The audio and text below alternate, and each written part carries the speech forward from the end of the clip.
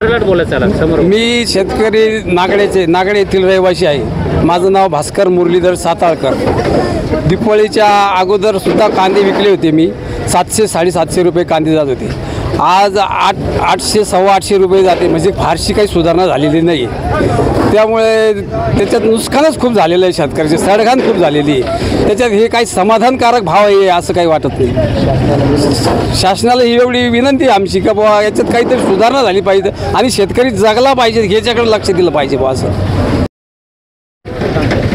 मी आज येवला कृषी उत्पन्न बाजार समितीमध्ये कांदे विकण्यासाठी आणले होते।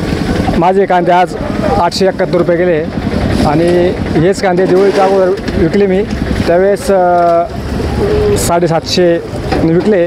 म्हणजे बाजारात काही जास्त सुधारणा झालेली नाही। माझी सरकारला एक विनंती आहे की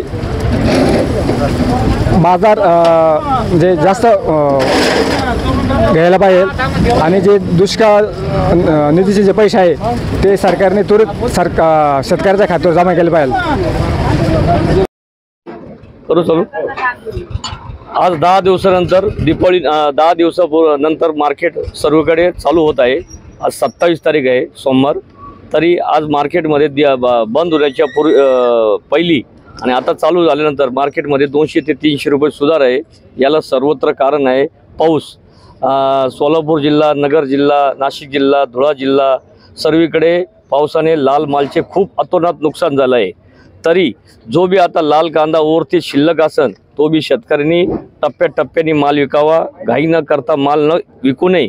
शांततेने माल विकला तर त्याला चांगले बाजारभाव येतील।